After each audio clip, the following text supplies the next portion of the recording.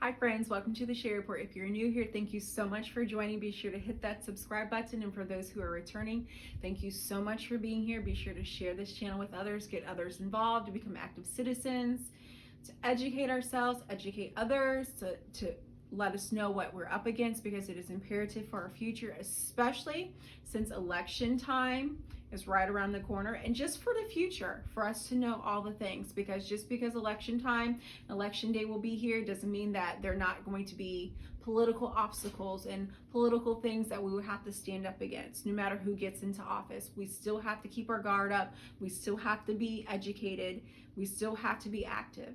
So with that being said, you may have seen that I had, at the very beginning of this video, I had shared the U.S. debt clock, and we are upwards to $35 trillion. Think about that. $35 trillion we are in debt.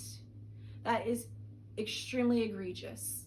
It's terrible how much debt we are in, considering once upon a time we used to be an extremely prosperous country. What happens? Well, I posted a very short video a few days ago on the shorts on the Shae Report YouTube channel. It was very well received, and I'm going to break it down to you. So in essence, the United States, our government is our company, and we the people, we are the owners of said company. We place managers in charge of our company, i.e. politicians, to manage things, to make sure that the bills are paid, the lights stay on, we're able to eat, the food, water, all the things to make sure we're safe, to watch over and manage our investments, because maybe one day we want to settle down and retire. We want to take it easy. But instead, said managers, politicians squandered. They stole from us. They embezzled. They put us in debt. They used more money and inflated more than was coming in, more than we invested, and they stole that money and they charged it and they sent it overseas to other companies that are not in our best interest, other places that don't like us, and they're taking care of other people instead of considering the people who are investing and putting towards the money to invest in said business and to also pay their salaries. Whose fault is that? That is our fault. We cannot blame anyone else but ourselves. Just like if my bosses put me in charge of something and said, hey, I need you to make sure that this is done, these people are paid, this is happening, you need to make sure that the money that I invested here is going really well, but instead they give me that job and I squander the money, I do all the wrong things. If I were to do that, my bosses would fire me.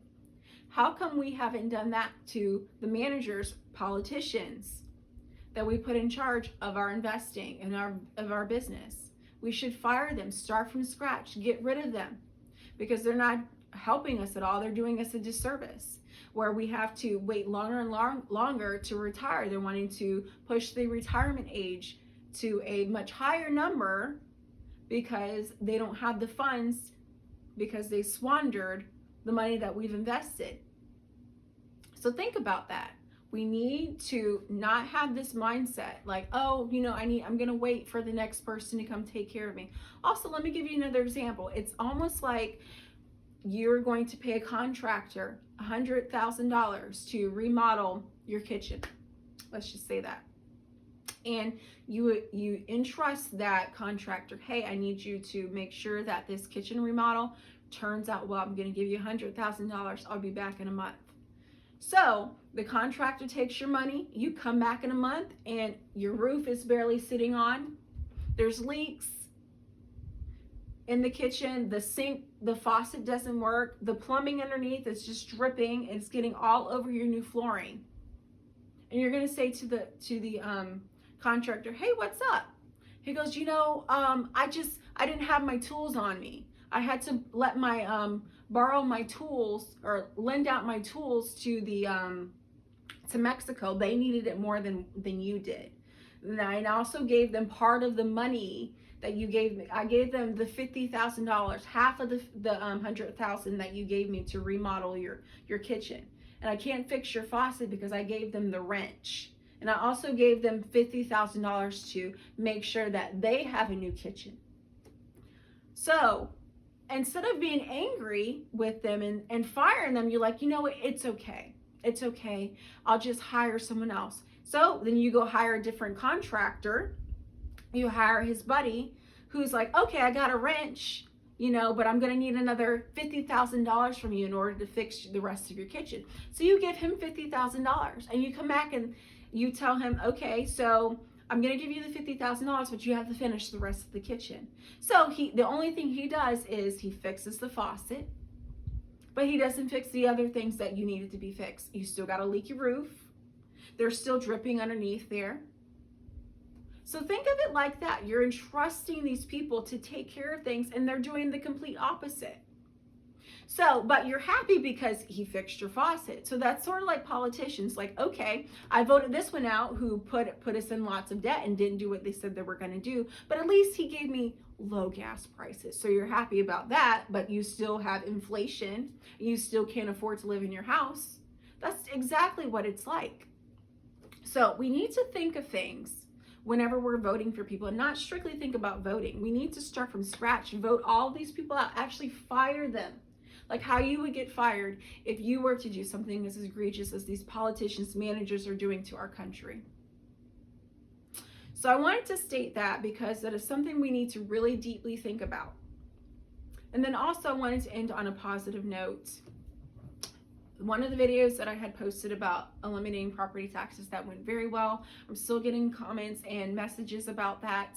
I'm actually going to be having a special guest here on the Shae Report very, very soon that is going to be talking about eliminating property taxes. This person has a movement going in their state. It's not in the state of Florida. I wanted to bring in someone else to give us more insights and ideas and knowledge about eliminating property taxes to help us all get on board, because it's one thing for us just to talk about it, but we also need to educate ourselves and spread the word, get other people, because that's what influencing is all about. We need to influence other people to think about helping ourselves and doing the right thing and cutting back on this overspending. So we're going to have a special guest very soon. I'm so excited. So stay tuned. Make sure you subscribe, share this video with others so they're on the lookout. Make sure that they're subscribed, turn on that notification bell so whenever I post a video, you will know. So I'm so excited. Be sure to subscribe. Like I said, this is going to be a very special guest on the Shae Report. I'm going to share more about eliminating property taxes and also educate us on how to assess our property tax bill to see where all the money's going and to see how much our government is spending, overspending, and how much money can be allocated other ways. So excited about that. Like I said, be sure to subscribe, share all the things, and thank you so much for your support and for being here. See you later.